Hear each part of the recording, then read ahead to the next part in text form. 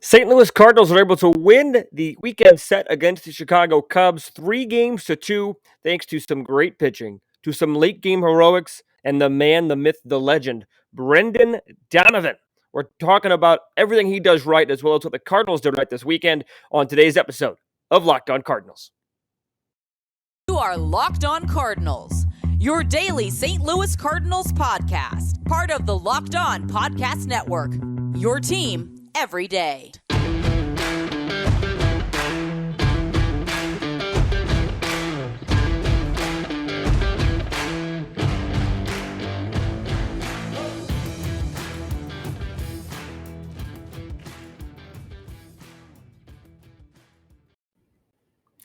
Hello and welcome to the Locked On Cardinals podcast for Monday, June the 6th of 2022.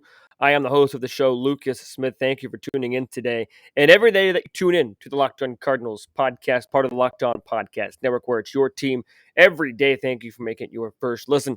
Today's episode is brought to you by BetOnline. BetOnline has you covered this season with more props, odds, and lines than ever before. BetOnline is where the game starts. It was a good weekend overall against the Chicago Cubs as the Cardinals take 3 out of 2. And once again, whether you're listening on the podcasting platform or watching on the YouTube channel, please, or I wanted to say rather, thank you for tuning into this episode and every episode that you tune into. Be sure to subscribe to the YouTube channel, leave a rating on your podcasting platform, and let me know what you think of the show. Cardinals are successful, as I mentioned. The Cardinals, it was going to be a tough series this weekend against the Cubs because it was 5 games in 4 days, because it was the Cubs. You didn't know what the Cardinals were going to do pitching-wise. And the Cardinals showed they have some depth. They have some weapons that maybe not a lot of people thought they had. And you saw Brendan Donovan step up big time this weekend against the Chicago Cubs. And we're starting things off by talking about him because he has really just been a godsend to this Cardinal lineup. He has just been everything that the doctor has ordered for the St. Louis Cardinals, both defensively and offensively. You saw him throw out a runner yesterday. We've seen him make some great plays defensively at every position, because it's not like Donovan is just a defensive wizard at shortstop, at second base, at third base, at first. It's everywhere. He's played in both corner and outfield spots, second, both corner infield spots. This is somebody that knows how to get the job done. He's a super utility man that knows how to hit, that can hit at a high level. Oftentimes, people are utility men just simply for the fact that they can play a lot of different positions. But Donovan is a utility man because he can play these wide-ranging positions, but he can also play defense at these other positions, but he can also hit at a high level wherever he is playing on the defensive side of things. You saw him in right field as a pinch hitter. You saw him starting at right field and then second base on Sunday's dramatic win in Sunday Night Baseball. But for the first 94 at-bats of his career, and about 94 to 100 at-bats is really when you start, between 90 to 100 at-bats is really when you start thinking, all right, this is who we got. This is a legit guy. He's hitting .319, only one home run, but he's driven in 15. He has an OPS of 886, and this is somebody who had a very good weekend in Chicago. And just to touch on his versatility, these are his games played by position. 6 games at first, 7 at second, 9 at third, 7 at short, a game in left, and 10 games in right field. And he had, like I mentioned, a great weekend over the weekend against the Chicago Cubs. He had a hit in every game. He was 1 for 2 on Thursday, 1 for 5. That's not great, but still a hit on Friday. 1 for 3 in game 1 on Saturday. 3 for 5, including a couple of big doubles in that game on Saturday, and 2 for 5 on Sunday Night Baseball. He's having just a fantastic year. Left-handed bat he's been off the bench. He's been able to come in and play all over the place, but his on base is 440 right now. His slugging is just 447. So again, you might not think it is, you're not going to get a lot of slugging out of him, but he is going to give you just about everything else that he needs. Again, the slash line, 319, 439 the on base, 886 the OPS. The OPS speaks for itself. Obviously, when you have a high OPS like that, you expect a lot of it to come from your slugging. But in this case, just about half of it's pretty split even. Again, 439 and 447 the on base and slugging. And Donovan has been a jolt in this lineup. He was the jolt in the lineup that Juan Yepes was when Juan Yepes first came up. And Yepes played hero on Sunday Night Baseball as he had the go-ahead hit in the 11th inning to down the Cubs. But even Yepes has slowed down a little bit in his major league career. His last 7 games just hitting 250. He's hitting a .196 in his last 15 games. Overall in the season, he's hitting 269 with an on-base percentage of .333, slugging .442. OPS stands at .775, but Brendan Donovan is doing it at a much more consistent level. We'll see what Juan Yepes can do as he tries to get out of this little bit of a funk that he's in. But Brendan Donovan, just remarkable. Throwing out runners at the plate, making leaping, diving catches, getting timely base knocks. He was the thorn in the side of the Cubs the entire weekend. He had a great weekend, as I just ran through the numbers there a little bit. He is somebody that can do it all. Big part of this Cardinal lineup. And when O'Neill and Carlson find their way back to this Cardinal lineup, Brendan Donovan has done everything and then some to stay in this Cardinal lineup, to stay at the major league level, to continue getting the appropriate amount of at-bats. He has done it all. And you're not going to send him down, in my opinion, because of what he's done at the plate and in the field. But overall, on the weekend, it was the rookies that got things done. We saw some good starting over the weekend from Polante, which we'll get into in a little bit. But again, what a weekend for Brendan Donovan. He was masterful. He was wonderful. You can't say enough good things about Brendan Donovan and what he has done to this ball club. He is the prototypical baseball guy, play everywhere, hits at a high level. Really looking forward to the future of this guy's career. Hopefully the Cardinals were able to keep him for a long time, and you really don't know in what role it's going to be. Is it going to be in prime second baseman? Is it going to be an outfield spot? Is it going to be the DH? You really don't know. It's got a couple of different routes it could go for Brendan Donovan. He has been that good. He has been at that high of a level since he started at his major league career. And he doesn't show any signs of really stopping, getting hits against lefties, righties all over the place. So it's not like you can bring in a left-handed specialist and say, okay, we're going to get this guy out. Nolan Gorman, you might be able to say, yeah, we'll be okay if we get a lefty in there. You feel more comfortable if you get a left-handed pitcher in there against Gorman. Maybe. Gorman himself also had a nice weekend as well, at least on one of the days, hitting the bomb against the Chicago Cubs, as well as he now has 3 home runs on his young major league career. He hit a home run on Friday in the 14-run outburst for the St. Louis Cardinals. But Brendan Donovan, man, it's hard to really put it into words, and it's hard to really put a bow on it because he has been that good. He has been that productive. And I look forward to seeing what he can do for the rest of this season and the rest of his career. Let me know what you think on if Brendan Donovan should be sent down, or if you think he should be sent down when O'Neill and Carlson comes back. Who do you keep at the major league level then? Because even if Donovan's a bench player, great, keep him as a bench player. Because you're going to have Gorman off the bench as a power bat. Yepes, I see a combination maybe of Yepes gets sent down. Maybe you see Sosa go back down. I just don't see how you justify sending Brendan Donovan down when these players come back. I really, really don't. He has done everything and then some to stay at the major league level, and I think he will stay at the major league level. I just had to start the show today with a highlight of how good Brendan Donovan has been, because he impressed me that much over the weekend against the Cubs, and it's always a good thing to see Cardinals impress against the Chicago Cubs.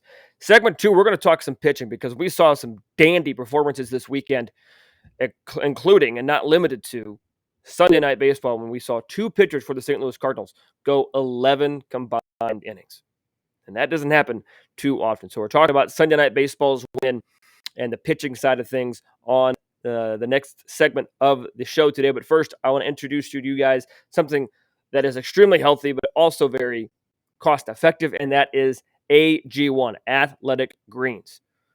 This stuff is incredible because with one delicious scoop of AG1, you're going to be absorbing 75 high-quality vitamins, minerals, whole food source superfoods, probiotics, and adaptogens to help you start your day right. The special blend of ingredients supports your gut health, your nervous system, your immune system, your energy, your recovery, your focus, your aging. It helps just about everything. It's lifestyle friendly, whether you eat keto, vegan, dairy-free, gluten-free, whatever lifestyle you live, it is lifestyle friendly. It contains less than 1 gram of sugar, no GMOs, no nasty chemicals or artificial anything, while still tasting good, and supports recovery, mental clarity, alertness. It's incredible. I mentioned the price. It costs less than $3 a day. You're investing in your health, and it's cheaper than your cold brew habit. It's cheaper than getting all the supplements yourself because you are investing in an all-in-one nutritional insurance. Right now, it's time to reclaim your health and arm your immune system with convenient daily nutrition. It's just 1 scoop and a cup of water every day. That's it. It's that simple. No need for a million different pills and supplements to look out for your gut health or health in general. And to make it easy, Athletic Greens is going to give you a free 1-year supply of immune-supporting vitamin D and 5 free travel packs on your first purchase. All you have to do to get this incredible deal is visit athleticgreens.com/MLB Network. Again, that is athleticgreens.com/MLB Network to take ownership over your health and pick up the ultimate daily nutritional insurance. Sunday Night Baseball was a fun one for the St. Louis Cardinals. They come out winners 5-3 in 11 innings, and the bullpen was already stretched pretty thin. You wonder how the Cardinals were, once it went to extras, I wondered how the Cardinals were going to get out of this thing with their bullpen intact. Yes, you have the off day today, but still 11 innings to gather after this being your 5th game in 4 days in Chicago. It was going to be difficult, and then you saw them, Wainwright and Cabrera, put together a fabulous outing. Before I get to that, I want to ask you guys an important favor, because we here at the Locked On Podcast Network have put together a survey so we can learn more about listeners like you and make your favorite Locked On podcast even better. This is your opportunity to tell us what you like and don't like about Locked On Podcasts. To get the survey, go to lockedonpodcasts.com/survey right now to get started. It won't take you very long, and everyone that completes the survey can qualify for a chance to win one of 10 $100 Ticketmaster gift cards. To qualify, again, to take our audience survey, go to lockedonpodcasts.com/survey. Thank you in advance for your help, because we want to make these podcasts better each and every day, and we want your help, the listeners' help in doing so. So the Cardinals, again, on Sunday Night Baseball, Adam Wainwright turned in a dazzling performance, and he did that with no strikeouts. His final line, 7 innings, he scattered 9 hits, 2 runs. They were both earned. He walked 2, did not strike out a batter, as I mentioned. His ERA is down to 2.73. Remarkable. Pitching at its finest. He ran into a little bit of trouble in the first with Ian Happ. You saw the Frank Schwindel score run as well later in the game. But even in that game, you saw the best defense in baseball step up once again. Throw was cut off by a Goldschmidt, throw the third, get the runner out there, inning over. This defense is something special, ladies and gentlemen. No matter what configuration, that's part of what makes it so special. On a quick little side note, but this defense, no matter how the defense is configured, whether you've got Donovan in the outfield, Donovan on the infield, wherever Edman is playing, this defense is a special one that plays at a high level. Of course, you got the gold at the corners and the gold behind the plate. So just a quick little side note there. But Adam Wainwright, just like Brendan Donovan is giving the Cardinals everything that they need, Adam Wainwright gave the Cardinals what they needed with 7 solid innings. He throws 102 pitches, 64 for strikes, getting 9 ground ball outs. That was key for him, keeping the ball on the ground, keeping the ball in the ballpark. He also got 3 fly ball outs.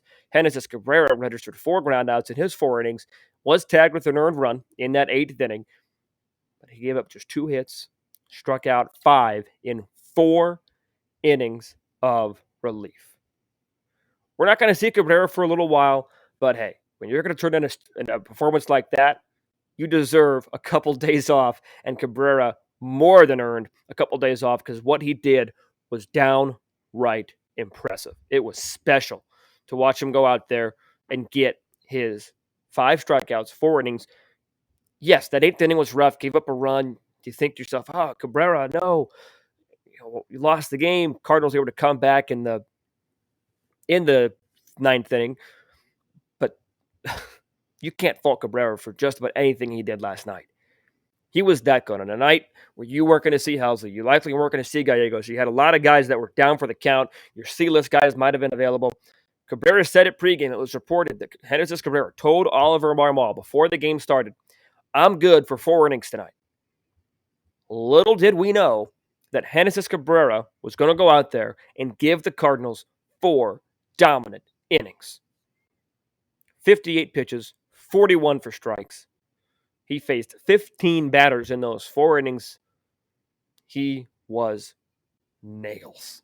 He was so good for the Cardinals.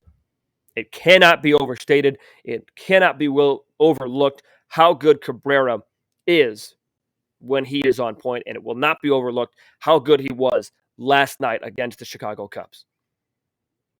Without him, if he was only able to give you 1 or 2 innings, the game changes completely. The outlook of that game changes dramatically because you don't know what you're going to get from your bullpen after that. Genesis Cabrera was incredible. Like I said, we probably won't see him until Thursday or Friday now as the exclusive bullpen arm goes 58 pitches, but we saw Whitgren throw a number of innings the day before as well. I think he was over 40 pitches, if I remember correctly. But Cabrera, hats off. I can't take my hat off because I got my headset on, but hats off to Genesis Cabrera and the job that he did yesterday. Wainwright as well, as I mentioned. To do 7 innings with no strikeouts, that's pretty impressive. I think I saw on the broadcast yesterday that that's the first time that's been done since 2013, and it was done by Jake Westbrook. All coincidence there, but the Cardinals overall pitching on the weekend. Yes, the 2 losses they surrendered 7 runs on Thursday. They gave up 6 runs on Saturday, but overall they were solid. So let's shout out other pitching performances this weekend that deserve a shout out. We will start with the second game on Saturday. Andre Polante goes 4 innings, 4 hits, unearned run. He walked 4, a little bit wild, strikes out 2. I would like to see him maybe go 5, but depending on how long Jack Flaherty's rehab takes, if the Cardinals need another starter, need somebody else to start, Andre Polante should be that man. I think that he has earned yet another start. You saw Verhagen struggle, but Ryan Helsley, he gave up 1 inherited runner to score out of the 2 that he came in with. So 2 inherited runners for Ryan Helsley. Trying to see if I can get that, if I remember that right. Yes, I did. 2 inherited runners. 1 of them scored for Helsley. He goes 2 2/3 of an inning. Does not get tagged an earned run for himself. Giovanny Gallegos gives up an unearned run, but he goes 2 solid innings. He strikes out 5. So, you knew Helsley and Gallegos were done on Sunday, but they turned in fine performances on Saturday. We're starting to see Helsley be human a little bit. I used that phrase with Josh Hader last week, but Ryan Helsley getting length out of him was key as he goes 2 2/3 of an inning. So Polante, Helsley, Gallegos earned shout-outs for their Saturday performance.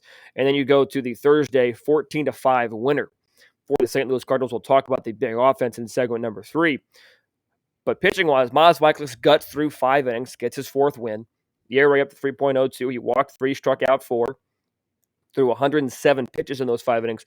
But how about Zach Thompson in his major league debut? He gets credited with the save, even in a 14-5 win, because of when he came in and other circumstances that's why he gets the save. He goes 4 innings, 3 hits, an earned run, walks 1, strikes out 3. Again, 4 innings from a reliever. Key to saving this bullpen when Mikolas was only able to get through 5. He gutted through 5 innings. Again, was able to be credited with the win because of how the offense performed. But Thompson deserves a shout-out absolutely for what he did this weekend for the St. Louis Cardinals in his major league debut in Wrigley, wearing number 57. A special moment for Thompson. A moment that, Thompson has had his struggles at the minor league level at times, but there's always been a name that you think, okay, maybe this is the year that he starts performing. Maybe this is the year that he can put it together. And so far at the major league level, through just 1 start, or not 1 start, even 1 appearance, I get it, 4 innings, but did a great job against the Cub lineup that put up 3 runs in the first inning against Mikolas, thanks to a 3-run shot. They actually also added a run in the 3rd against Mikolas and a run in the 7th again against Zach Thompson. The Cardinals this weekend, the goal was to win the series. And they did that by taking 3 games out of the 5. You saw some struggles from Matthew Liberatore. I mentioned Whitgren. He went 2 2/3 of an inning. He gave up a run, but that still deserves a bit of a shout-out as well. Cody Whitley got the final 2 outs of the game on Thursday in the 7-5 loss, excuse me. But you saw A lot of good things from the pitching staff and the depth for this pitching staff. Guys that might not be in the Major League roster soon because you're going to see some fluctuation. You want to get guys up in the big leagues that are available. So guys that are going to be going back and forth a lot. But this pitching staff that was, running on fumes to start this weekend really picked it up and did a nice job. And they all got a well-deserved off day today. And it doesn't get much easier. You got 3 games at Tampa Bay, which we'll talk about tomorrow. You got 3 games at home against Cincy, and then 4 games in 3 days against Pittsburgh before an off day next Thursday. So the Cardinals right now really have to be impressed with where they're at in the standings, but also where they're at in the pitching side of things. Because the standings don't look now, but the Cardinals are right on the tail. The Brewers lost 3 in a row. Lee Dalmas just got hurt, I saw. They're 4-6 in their last 10. And all of a sudden, the Cardinals are just half a game out of Milwaukee. If the Cardinals win tomorrow and the Brewers lose to the Phillies, Cardinals are in first place. They're even in the loss column, a game behind in the win column. And this pitching staff, full of names that not a lot of people know about, is a big reason why.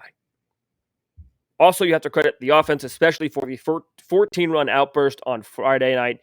But the big credit to me, in my opinion, for the offense is, yes, it was a 14-run outburst, but it was the late game heroics by the Cardinals, the ability to fight back, stay in a game that I want to highlight, that I want to talk about in segment number 3.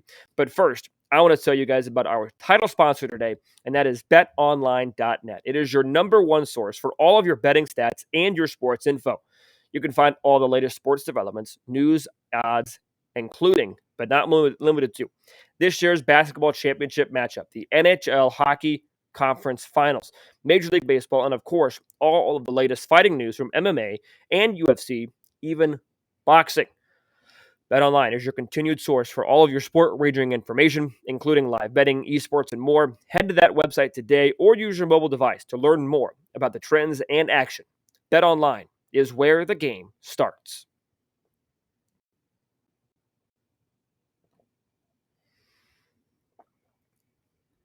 Offensively speaking, this weekend we saw some great late-game heroics for the St. Louis Cardinals. I talked about it a little bit on Sunday's game, last night's game. But let's go through it.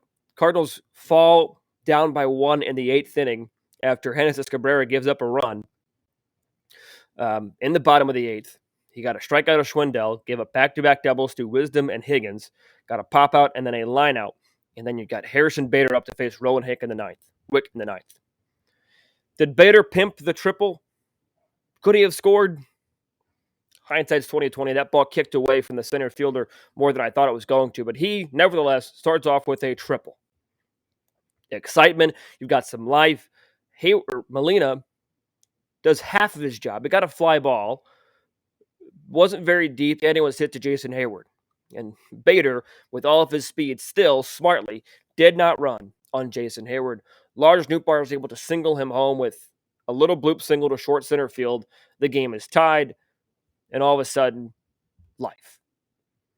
This is an offense, I think, 3 weeks ago, does not come back in this game. This is an offense, I think, 3 weeks ago that isn't able to scratch, fight, and claw their way back. Because in the 10th, you get a runner to start as well. Goldschmidt struck out looking, which, again, was super bizarre on that 94 heater right down the middle. Arenado flew out. Gorman struck out. Could Gorman have ran right away?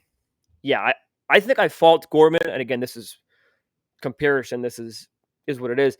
I fault Gorman a little bit more for not running right away, more than I fault Bader for pimping that triple could have been inside the park game-tying home run. Gorman strikes out swinging. Contreras does a nice job to chase it down and throw him out at first base. Don't score. I think that's more of the offense we had, or the Cardinals had, in the middle portion of the season so far. Runner in scoring position, couldn't get the job done. And then in the 11th, first batter of the inning, Juan Yepes with an RBI single. Harrison Bader advances reaches via a ground out, a forced out. Molina gets called out for strikes. Nootbaar walks, and then our man again, Brendan Donovan, doubles to score another run to give the Cardinals some insurance. So this was a team that fought, scratch, and clawed on Sunday. And even in the second game on Saturday. As they won that one by the final score of 7-4, it was Brendan Donovan. And again, an extra inning game for the St. Louis Cardinals and the Chicago Cubs. Cardinals in their victory blues. This time it was in the 10th inning that the Cardinals did their damage to take the lead, because Brendan Donovan had a double to give the Cardinals the lead. Bader added with a single as well. Nootbaar with an RBI double play. Doesn't get an RBI. Run scoring double play. This offense impressed in a lot of different ways this weekend, including and not limited to what I talked about in the 14-run outburst on Friday. 14-5 the winner. Gorman hits one out. Corey Dickerson hit 2 home runs, albeit one of it against a position player, but that still deserves a shout out. This is an exciting offense right now. The Cardinals with a 1 run in the second, 3 in the third, 5 in the fourth, 3 in the sixth, 2 more in the ninth on those back-to-back home runs with Dickerson and Nootbaar. The Cardinals are coming. I know we're only 5 days into it, this being day number 6. But the Cardinals' June is off to a much better start than last year's June was. And I talked about this on June 1st on one of the episodes last Wednesday. I said the Cardinals this upcoming June feels different than last June. And so far, through a tiny, minute little sample size, it has been much better. You take 3 out of 2 against the Cubs, and you beat the San Diego Padres. 4-2 to start the month. You got a tough week series against the tough middle of the week series against Tampa Bay Rays coming up. You got Jack Flaherty on the mend. He looked phenomenal in his rehab start. Talk about him a little bit tomorrow, as well as O'Neill and Carlson are working their way back. This team can be scary. Scary good, in my opinion, this month. They have an opportunity to get the job done with players coming back from injury, as well as your current team already performing in a lot of good ways. Nolan Arenado starting to heat up a little bit. He had the 2 RBI single last night for the Cardinals' first 2 runs. Goldschmidt is coming back down to earth a little bit, but he is still Paul Goldschmidt. Things are moving in the Cardinals' direction. The Cardinals are starting to get momentum right now. And it was a successful weekend in Wrigley. Overall, you have to chalk it up to an overall successful weekend against the Chicago Cubs, taking 3 out of 5. And now you move on to face the Tampa Bay Rays. Be sure to tune back in tomorrow when I preview that series against the Tampa Bay Rays, give my thoughts and updates on Flaherty, Carlson, and O'Neill as they continue to work their way back, and what those 3 mean for the Cardinals when they do come back, which hopefully will be very soon. So thank you for listening to this episode of Locked On Cardinals. Be sure to listen to Locked On MLB next with our pal Sully. And until I talk to you guys tomorrow, be sure to stay safe, stay well, and have a fantastic rest of your day.